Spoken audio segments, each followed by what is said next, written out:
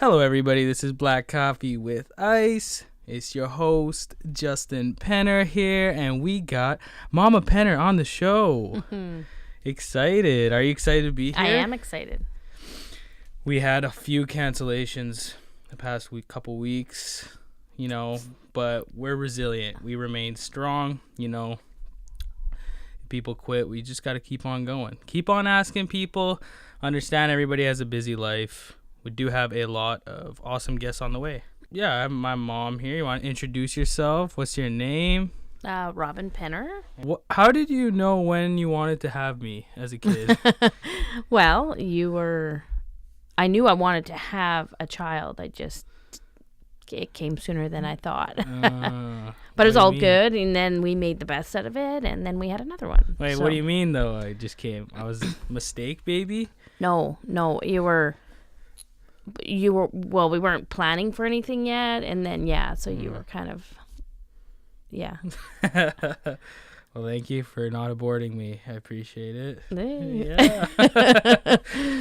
Thank you, because then Black Coffee with Ice would not be in existence. So Absolutely. I think today we should probably focus on the macros and then kind of how I'm trying to keep fit in my life right now, being so super busy. And then we could finish off talking a bit about being a manager. Sure. Yeah. Well, manager kind of goes in with like how do I do it day to day with still trying to get the gym in and eat healthy. So it kind of all works together. Yeah, perfect. Okay, so I'll explain the macros quick.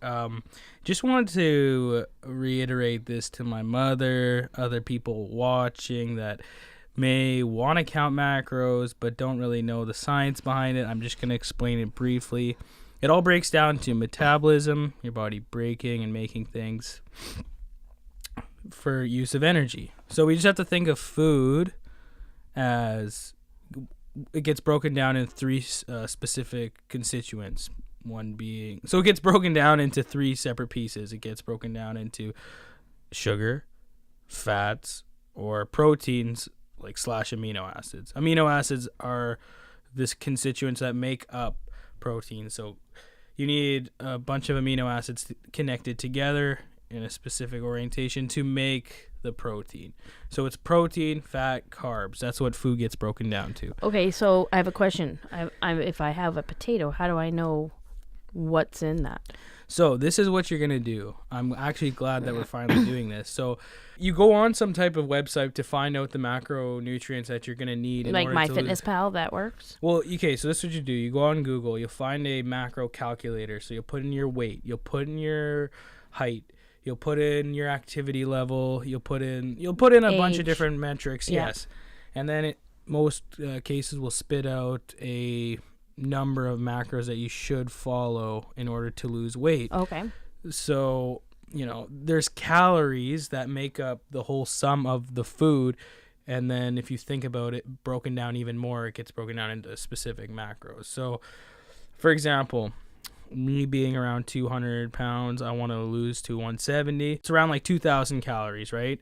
So this is where the macros get interesting, depending on your body type and what you go through. So say you do your thing, right? Obviously yours is going to be lower, but just for my example, I put in my metrics, go to the website, get my specific amount of macros and calories I should be having. I go to MyFitnessPal, put that number of calories in, and essentially the beauty behind this is that you can play with the ratio of macronutrients.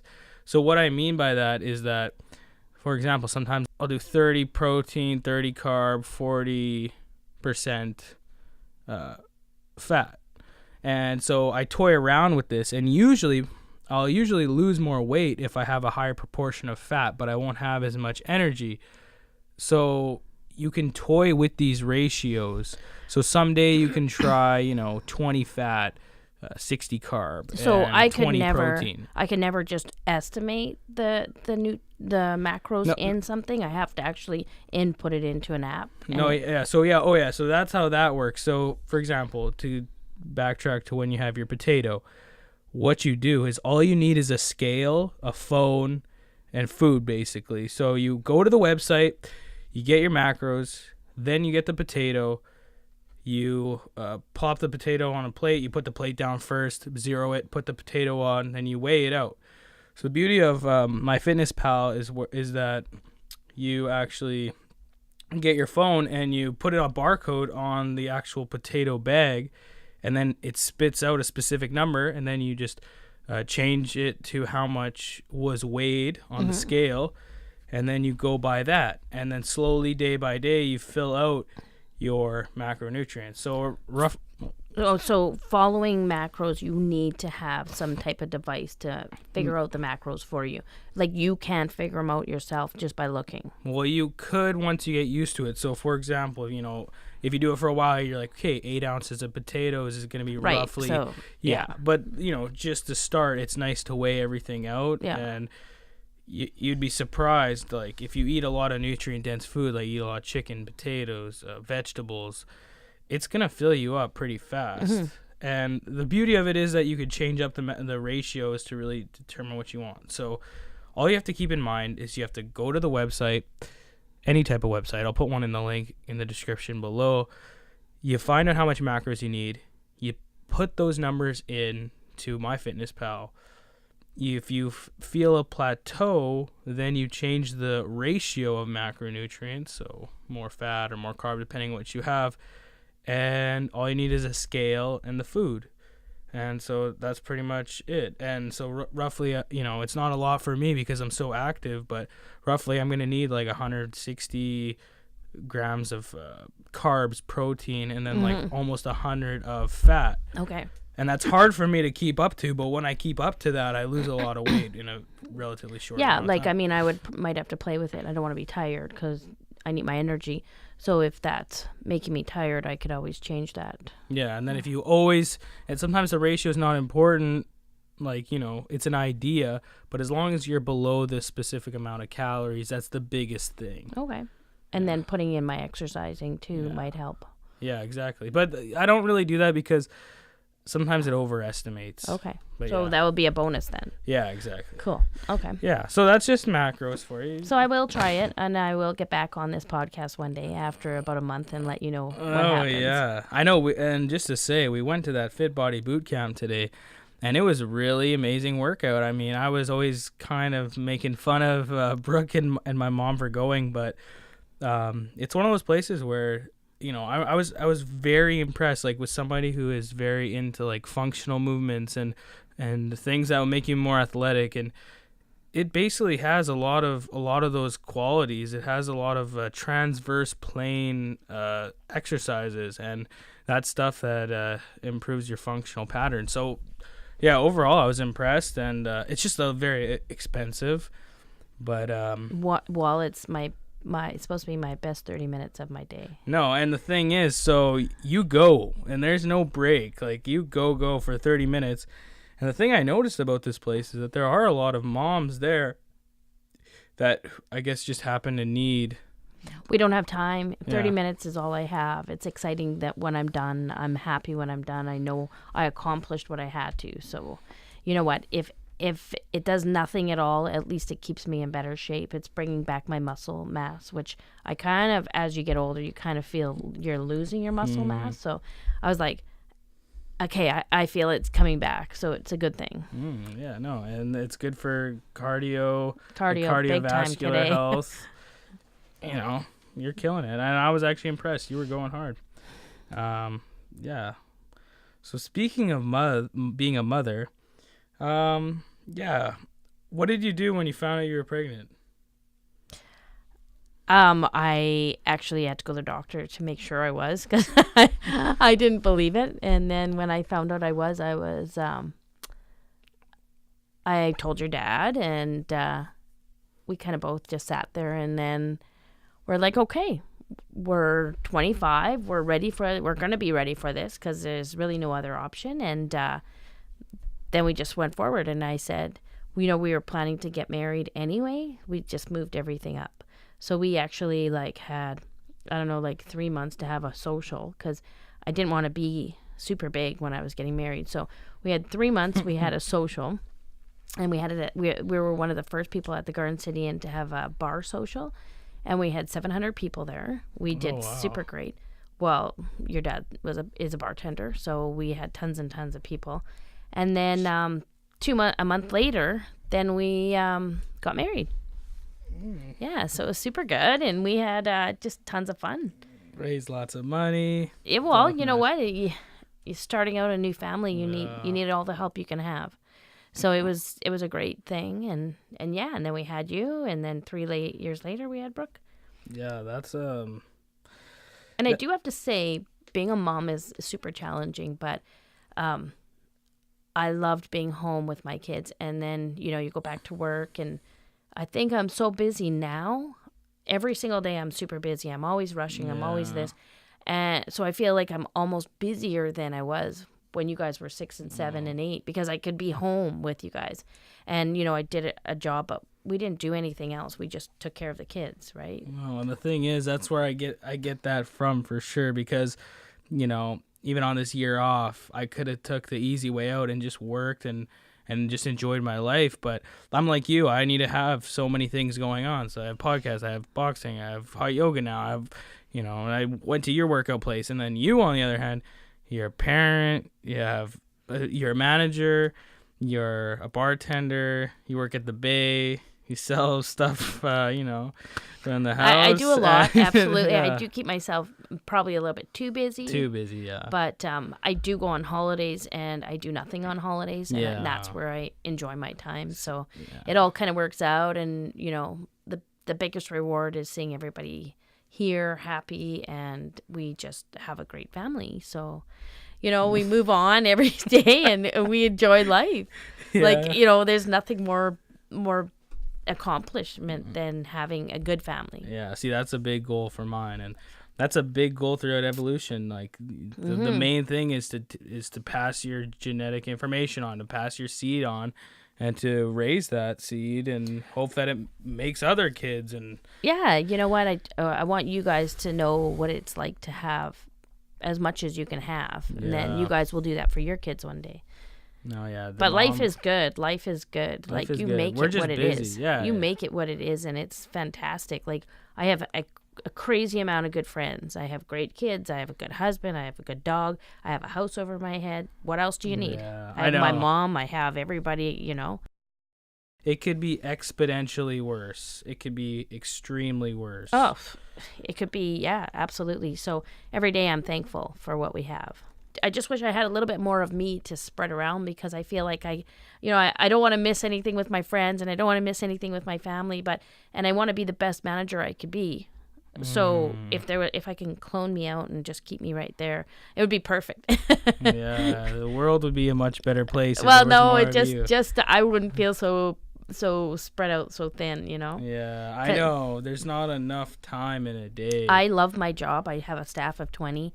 I work hard with them. They work hard, and it's retail, it's food. We got to keep it going. We got to keep it fresh, and it's a hard job. I'm putting in at least 10-hour days. So 10-hour days there, and and then you come home and yeah, like it's kind of, and that's just funny how the world is changing. I mean, traditional gender roles are changing. Back in the day, the mom would do everything for the kid, come home, take care of would work, come home, take care of the kids, make food, do laundry, do dishes. But that mom didn't have to work. Yeah, but I mean, and then now, the way the world is going is that, like, when I first met my girlfriend Kirsten, she was like, "Hey, well, you're doing stuff too. Like, we're doing it together."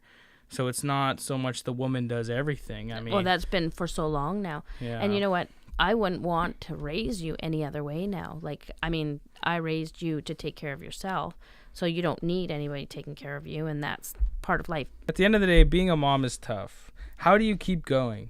So I guess my thing is, I wake up every day, I go to work just like everybody else, and try to be. I'm like a manager of 20 or whatever. It's not the hardest job in the world, but I definitely put my 100% all into it.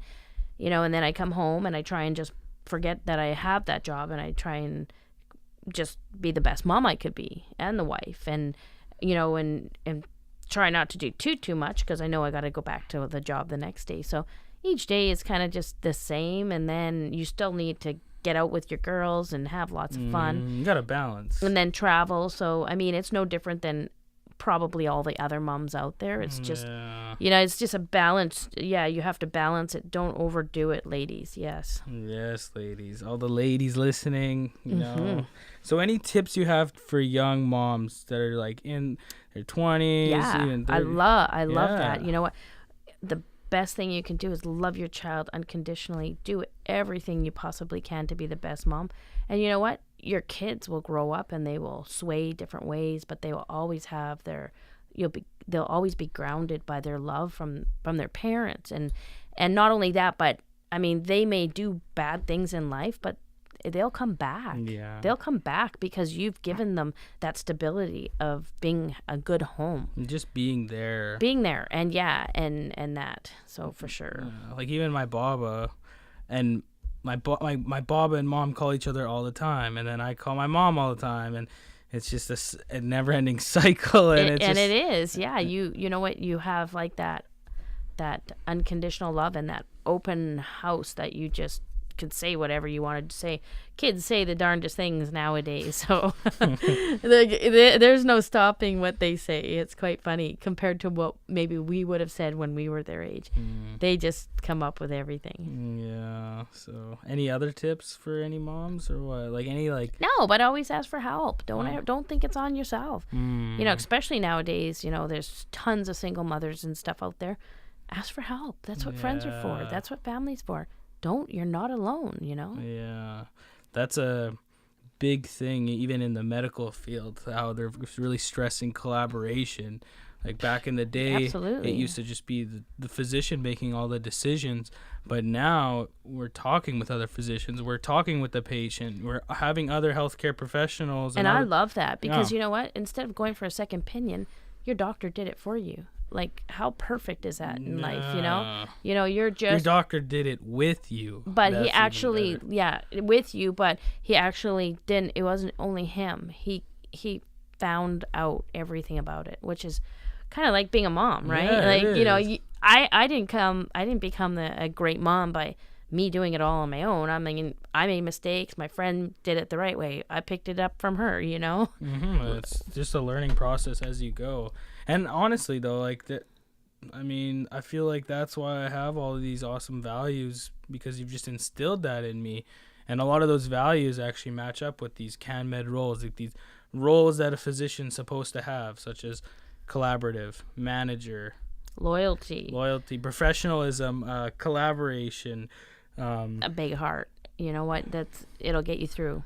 Health advocate. And see, that's the thing that with the patient-centered care, they're worried about what the patient wants. It's not just, and that's why I love it so much, because before it used to be called paternalism, where a sense that a doctor would make all the decisions, right? So now we're worried about what the patient wants, like I was saying, but you really have to understand and think from the patient's perspective and through their lens. And that's like being a mom, but throughout my life that you've instilled in me, I'm really good at that. And that's a skill that you can develop over time. Oh, absolutely. Like I remember Kirsten, for example, didn't really have that ability to put herself in other people's shoes, but she's worked at it a lot. And now she's really empathetic and can really just understand people from a different way. And it just comes with practice, like any skill. And you just have to really put yourself out there and really just open yourself up. Exactly. Life is so full of different things. Just grasp it all. Enjoy it all. Anyways, I better go. I got supper in the oven. Yeah, multitasking. I got boxing right away, then hot yoga. Just want to say, everybody, thank you for tuning in. I had the lovely mother on, Robin Penner. And also, we had a very good night last night. It was her birthday. So happy birthday. Actually, it was my 100th workout and my birthday. So... yeah. All in one. It was all in one. So I bought a lottery ticket anyway. We'll see what happens. Yeah. We're gamblers. All right. Okay, love Thank you. you. Thanks Love for coming you. on. Bye.